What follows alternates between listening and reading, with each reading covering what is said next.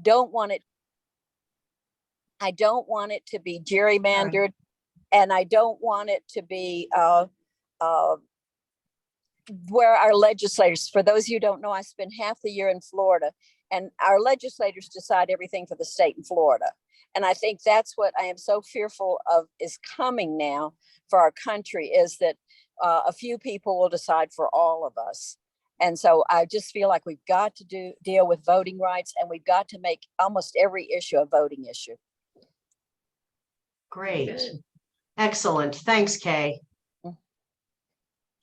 For those of you who were at the National Convention and during the opening plenary saw that amazing young Girl Scout who stood up and presented the flag and the Pledge of Allegiance in both English and Spanish at the age of 11 in front of 2,500 people. Kay helped to arrange that. She's connected to the Girl Scouts, and really appreciate that, Kay. People were just blown away by that young woman. Glad we could, and I think that we can work more with Girl Scouts to do a lot of other things, because there are a lot of young girls coming along who want to also be active. So this is good. Thank you. Excellent. Excellent. And Evie Hudak. Hey everyone. I'm a member of the Jeffco League, and sorry to join this call. I think we have somebody else from Jeffco, but I am also the state president for Business and Professional Women. And I just wanted to mention that BPW, the national BPW, is part of CSW, the Convention on the Status of Women, and focuses on the Sustainable Development Goals. So if you're not familiar with those, that would be a good thing to take a look at. Another one of our big issues is the passage of the Equal Rights Amendment, which continues to not look good, but we're hopeful. I'm also the second vice president of the state PTA, and we worked hard on Initiative 63, which didn't make it to the ballot. That was the one to increase funding to the state education fund to compensate teachers. And it's very disappointing because polling showed that that would have passed 2-1, but we couldn't get enough money to pay people to gather signatures. And so we didn't get enough to put it on the ballot. Very discouraging. In general, I think I would like to see the league focus a little more on education. I know the LAC has occasionally has an education person, and the State Board of Education has 2 new seats this year, CD8, of course, and an at-large position because of the new 8. So you might want to consider a candidate forum for the candidates running for the State Board of Education in that statewide at-large position, because it makes a big difference in terms of education policy, who's on the state board. Mm-hmm. And, you know, currently they're going over the social studies standards. And even though the legislature passed a bill requiring that LGBT issues be in the social studies standards, they're removing them from many of those standards. And so and also other minorities are supposed to be in the social studies standards. And if we don't have good pro-education people on the state board, then we're going to go the way of other states in terms of so-called critical race theory and other things like that. Mm-hmm. Agree completely, Evie, and that's something we're looking at actually as candidate forums for those seats. We haven't fully made a move on that, but we're very much discussing it. So thanks. And all are welcome. Tell her that. Oh, and yes, all are welcome at these calls. Yes. There is no No limit. yes, no limit. So you are welcome to be here, and hope you will come back often. Maud. I was just going to add to Evie, the Legislative Action Committee is actively recruiting for more people to help on education bills. Yes, we could definitely use some more person power in the education team. Who's willing? Think about it. Okay, we have mentioned our issue area task forces a few times. Afton, you want to say something? Oh, I'm sorry. I just was going to raise my hand to be part of that education committee. I'd be happy to do that. Great, excellent. We will grab your email and send it to the proper people, one of whom is here. So, issue area task forces are something that we have been working on. A couple of years ago, this bubbled up from membership out of Jeffco when they asked if they could create a statewide climate emergency task force. And we said, absolutely. And now that thing is just going gangbusters and has 6 subcommittees and is super active. And anything you want to say on that, Sandy? No, you covered it quite well. Great, great. So based on that success, we have added news access and literacy, reproductive justice, gun violence prevention, housing, and healthcare. What these task forces mean to do is allow for a statewide conversation and roundtable of anyone interested in those topics. If you work on those at the local level, excellent. We want to, that task force wants to hear what you're doing. Thank you, Maud. Thank you. I left out alternative voting methods. Another task force. Apologies. They have met just once so far, and a second meeting is coming right up. So these task forces are based on member interest. We will add new ones whenever there is interest brought up from members. Last night, someone spoke about immigration. So we'll be gauging if there's enough interest to start a task force to talk about immigration. The point of these task forces is table space to provide education to themselves and to statewide membership and the general population. The only thing we mandate is that there is some sort of liaison to the Legislative Action Committee. We don't want to create another silo. So we want this to, we hope that task forces will almost serve as farm teams for the Legislative Action Committee.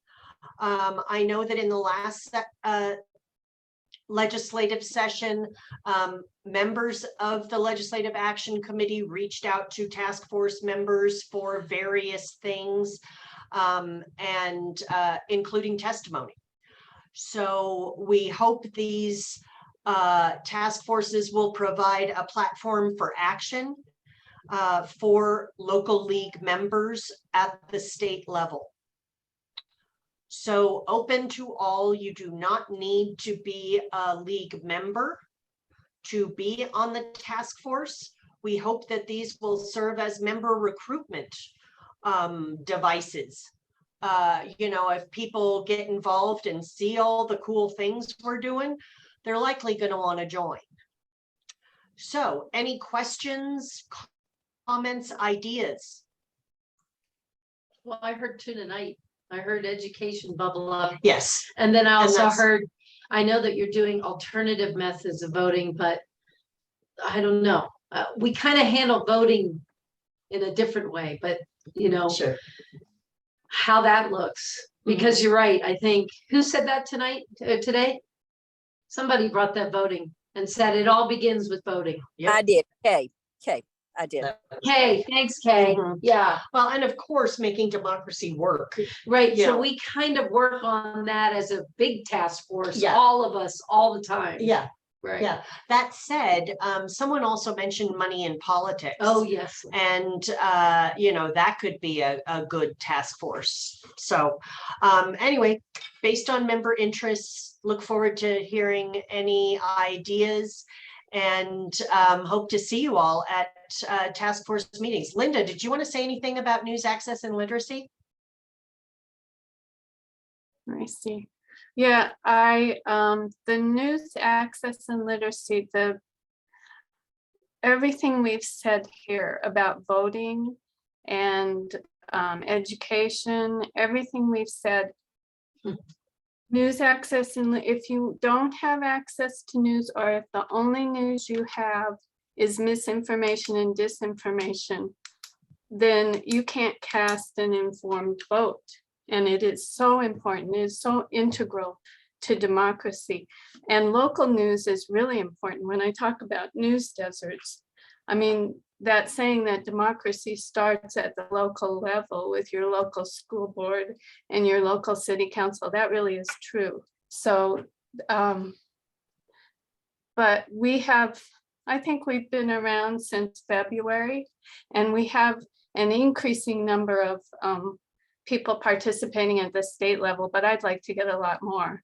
But we do have, I don't even know the number of people who are signed up for our meetings right now. Sandy.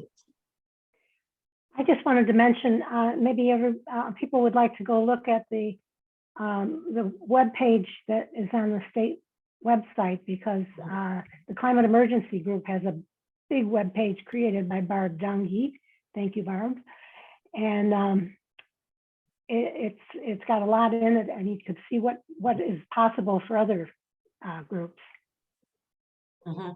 We're in the process of creating web pages for each of our task forces, that we hope will include, just some basic information about each task force, as well as a button to join. We're still figuring out that button because Club Express is Club Express, but we're getting there and we're going to make it happen. So we will be, we really hope to get all of these up and going really within the next week. Oh, I think there's also a link on the state's website to Larimer's Yes.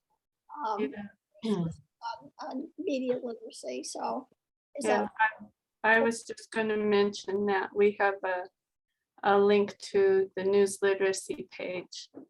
And that just provides tools for, it's pretty static. It doesn't change very often. We have a lot of tools that empower everybody to become informed. We don't want to tell them what to read. We want them to be able to that critical thinking, to use that to judge information for themselves. Great. On that Thanks. note, I would like to just mention, for those of you who are very used to the website, it might be flustering to realize I have moved some things around, and there are some different names in that black bar that you're perhaps accustomed to. So everything is still there. Nothing has been deleted, but things are shifting a little bit, but everything is still there. So if you have any trouble at all, please feel free to shoot me an email or let me know, but know that I'm just kind of renaming some things and trying to make it a little more user-friendly for the average person that's not a member that visits our website. Thanks, Lindsay. Okay. I had a question. This Kate, Mhm. just I will be the person that admits I don't know how to join a task force. So how do you do that? What, other than, I've read all the information that's there, but I don't see where on there to join. So that's what I was having trouble with. I think for the news access and literacy, what I tell people is just to go to the forum. If you go to members, if you're logged in and you go to members, then you do the drop down thing and there's forums. And then each task force has a forum, right? Am I right about that? And I just. That is correct. Yeah, just sign up for to participate in the forum. And then every time we have a meeting, we put an announcement in the forum of when the next meeting will be and part of the agenda. That's how, I don't know, is that how you do it for climate? No. No? We- Okay. How do you do it? It's on our webpage. We have links to Okay. my email and a couple of other emails, but mine is probably the best one to do if you want to join climate, that would be the best way to do it. It's right there on the So- front page. Obviously, And we I need think- to do I some think, standardization here.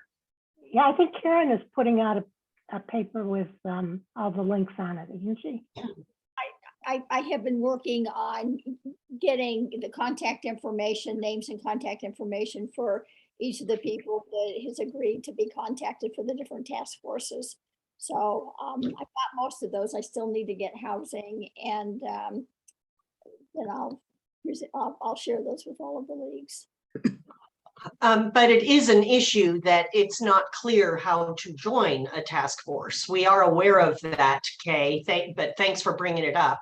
And that's why we're trying to figure out a quick, easy, standardized way for people to join task forces. And the problem with forums, Linda, is they don't allow non-members. So forums work partially, but it's not a complete solution by any means.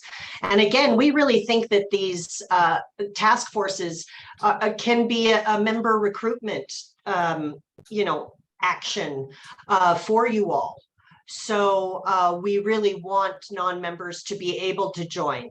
So we're getting this figured out. And like I said, hopefully we will know by as soon as next week how we can do this. And don't worry, the task force leaders, we won't do anything without talking to y'all. We're not going to be changing your websites without talking to you. So, so sit tight. We're working on it.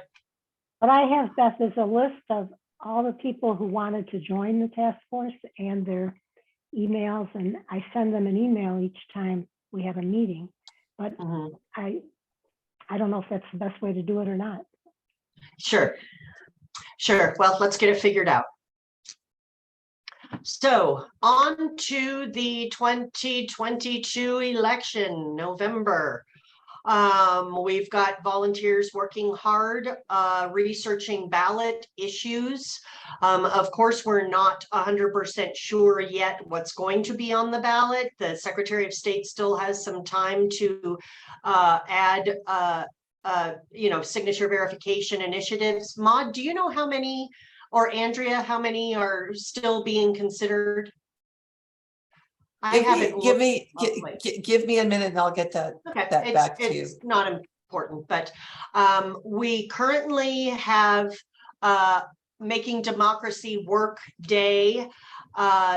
We are considering doing this for the first time in the evening of September 23rd, which is a Friday evening. The reason for that is because Saturday morning, when we kind of hoped to do it, that's the day the Women's March is happening. And the Women's March, is a pretty big deal nationally in big and small communities. And of course, we leaguers like to march.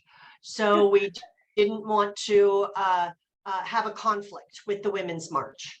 So we will be moving Making Democracy Work Day to a Friday evening. Is there any, please give me a big thumbs down if you think that's a really bad idea. Okay, if you come up with it, if you decide it's a really bad idea, let me know.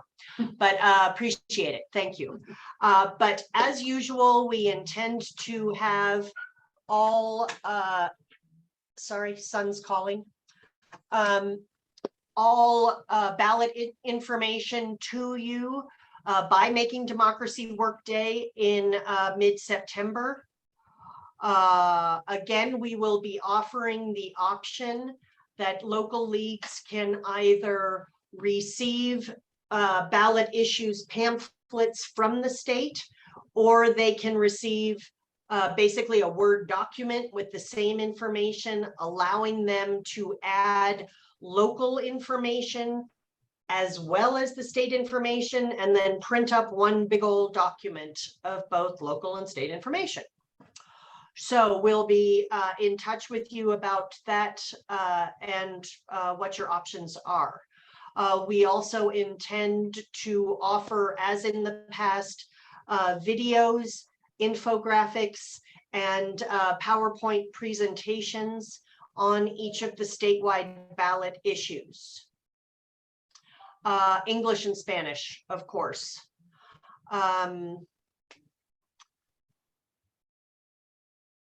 Any questions on that? Comments? Maude, Andrea, is there anything you'd like to add?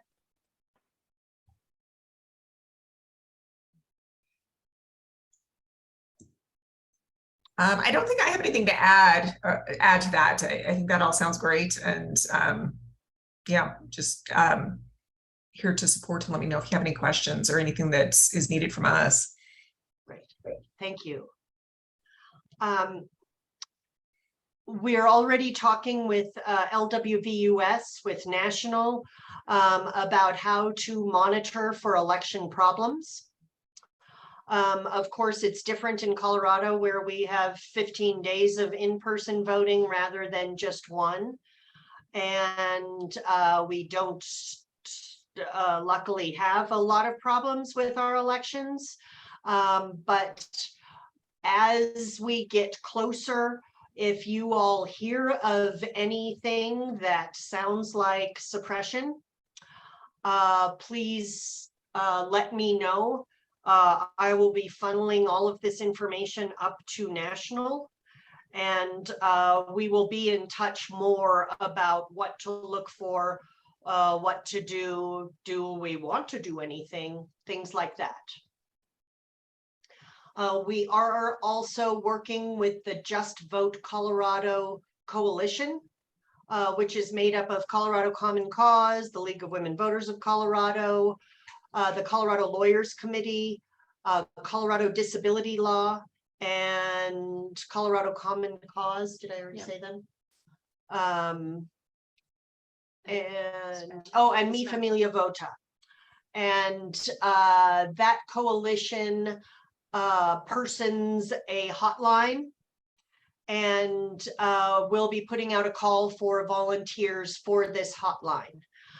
Training will be provided, as well as access to experts while you are on the phone, so that if a question comes up that you just don't know how to answer, you'll have access to a bunch of election law lawyers.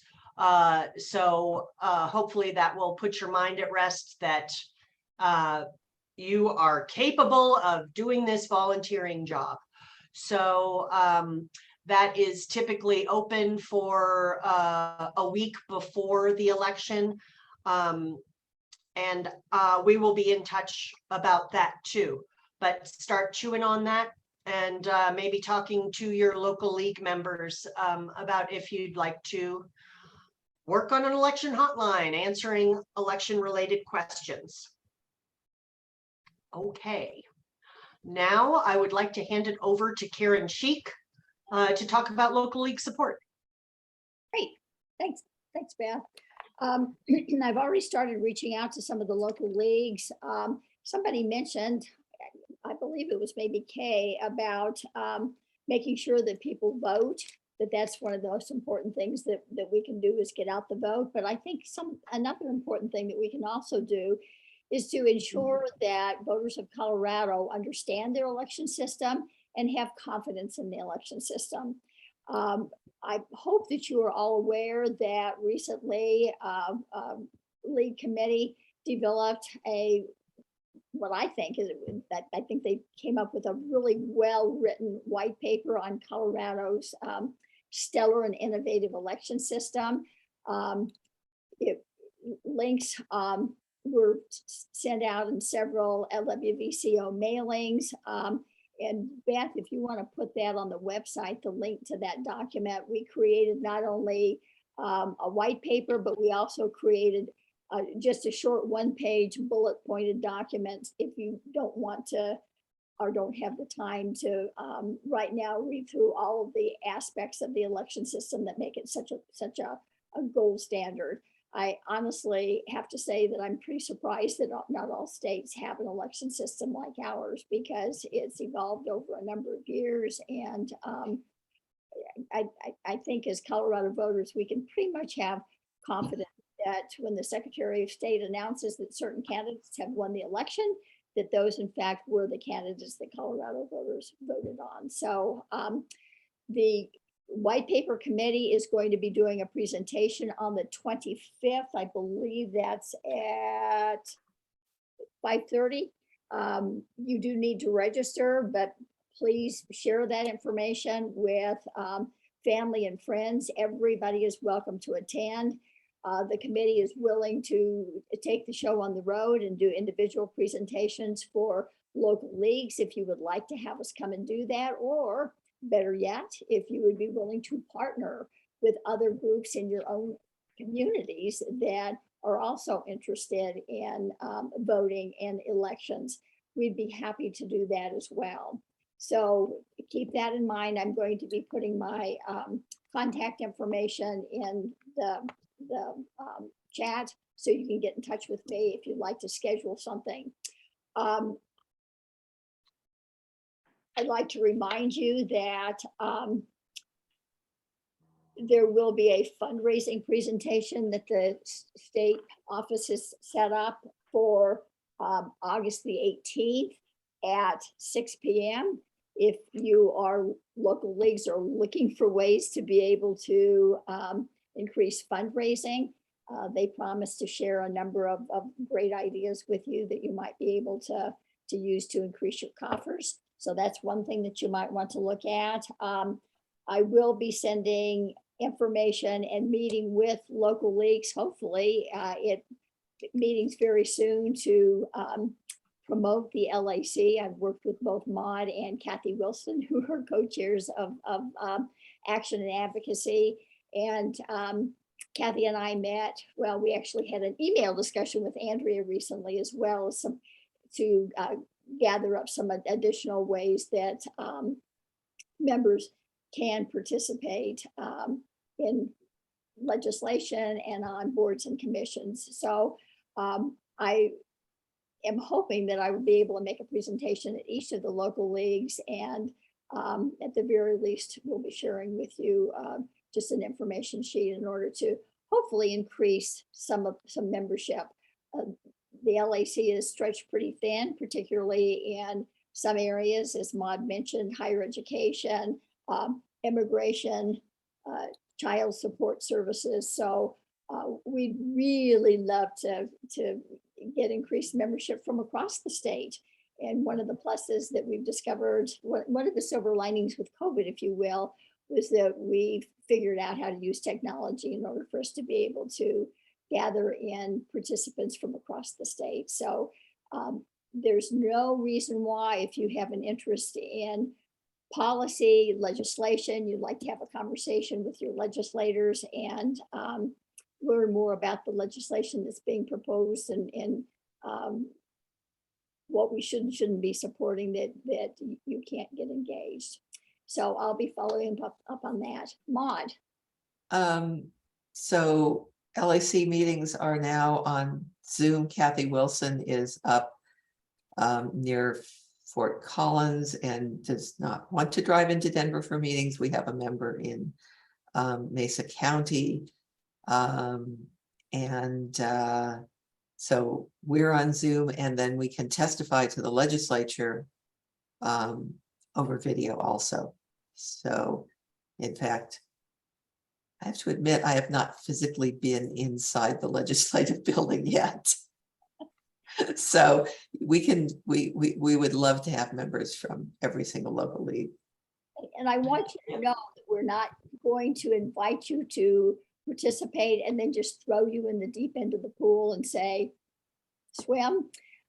There will be training scheduled throughout the year, and new to the Legislative Action Committee, new members will be assigned a mentor. So again, you're not going to have to kind of hope that you can get up to speed on your own. We're going to be providing lots and lots of support, because we realize that when you're in a new situation, sometimes it's hard to get up to speed without having a little bit of hand holding. So we recognize that and are doing everything that is possible in order to make participation in this really, really important committee. The Legislative Action Committee is really the advocacy arm of the Colorado League. So it provides an extremely, extremely important function. And the broader the representation is, the better, because it will allow that committee then to come up with a more balanced perspective on different pieces of legislation.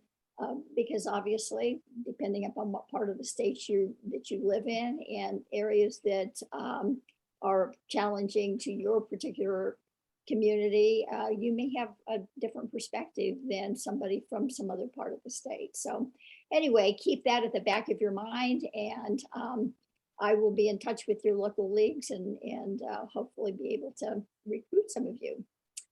So as I said, I am local league support on the board, and please feel free to contact me by email, by phone, or by text. I'd love to hear from you. Thanks, Beth. Thanks, Karen. Okay, we just have a few minutes left, so I'm going to run through the last things pretty quickly. You all know that August 26th is typically known as Equality Day, because that's the day the National Archivist signed the 19th Amendment into law. This year, National has announced that they'll be calling it Inequality Day due to the overturn of Roe. So we have put together an event here an in-person event that will be held outdoors in the courtyard. Lindsay has set this up as a Inequality Day Expo. There will be a variety of speakers and booths providing information about abortion access, medication abortion, how the overturn of Roe affects the LGBTQ community, what it means for different communities, and there will be food, drink, a variety of swag for sale, as Donna mentioned. We are inviting local leagues who create merchandise to send it on up for sale. And Lindsay, do you want to talk anymore? I think you pretty well said it, but I will say that if you are in a league that would like to do something similar to this at your local level, we've created a packet that you will find in the document library under local league support events, and Inequality Day Expo is what it's named.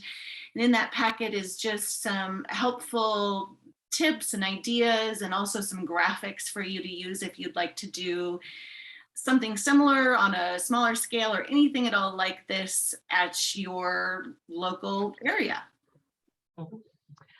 Yes, this is something that we are going to be working on doing more and more, is providing programs in a box to local leagues that they can choose to adopt or not, but hopefully action-oriented activities that will be very easily implementable for you if you should choose to do that. Another thing that we hope to distribute very soon, we've already distributed a toolkit for observer corps, but we'd like to beef that up a bit and make it more of a program in a box, incorporating how you can use Club Express to make observer corps easier to manage, things like that.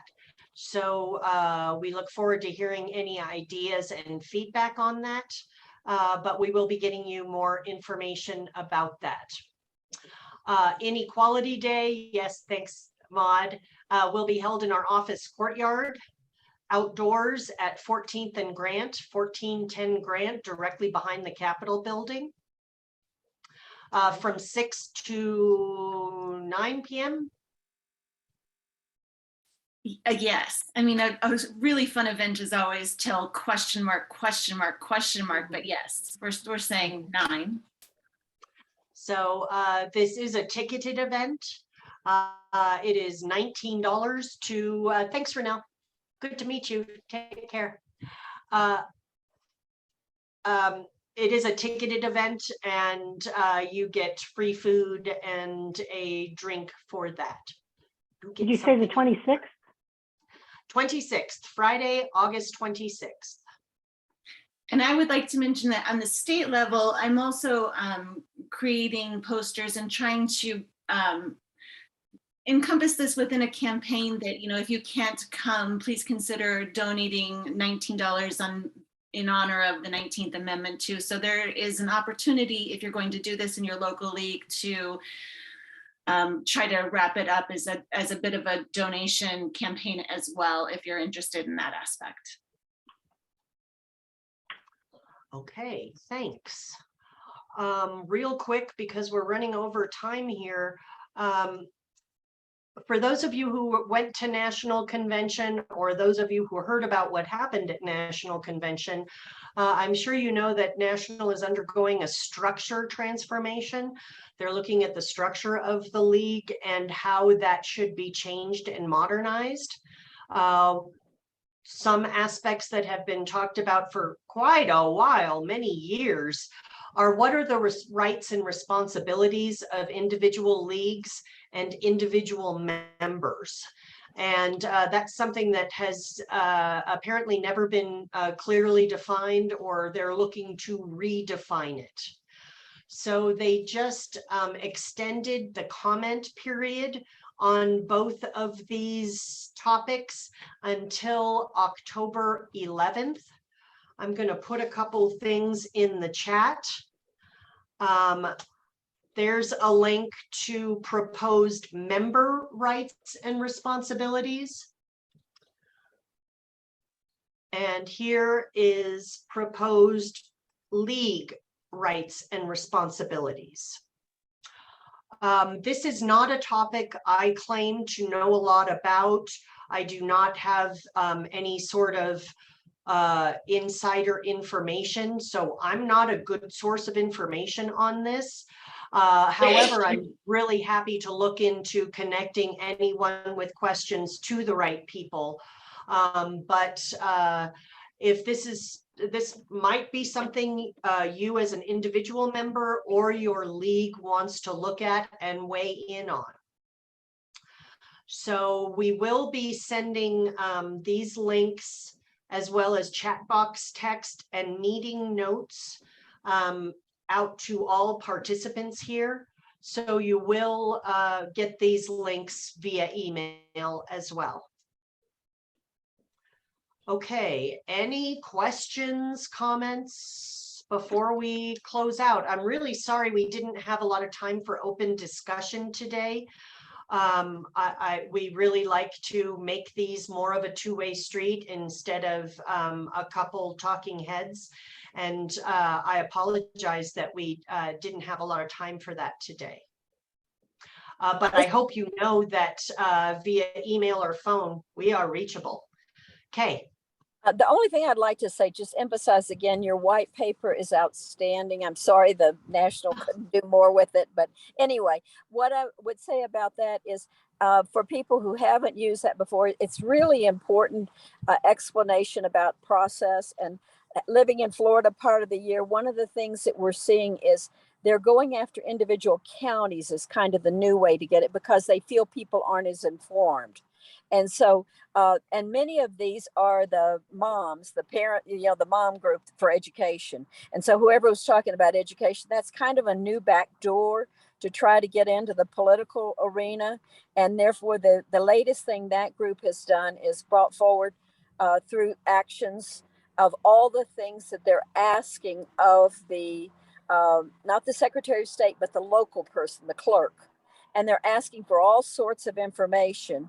And if people don't understand that people have to pay for that and a variety of other things, then before long, people get so uninformed about what's happening that that there's a lot of problems happening in the state of Florida. And I just say that because I think it's something for people to know here. We've been so fortunate because we have a process to keep saying this is a process. If you need to know more about it, read the long paper, whatever. But anyway, that's up to my just 2 bits. Thanks, Kay. Appreciate that plug for the white paper. And yeah, Florida's a mess. Don't say gay.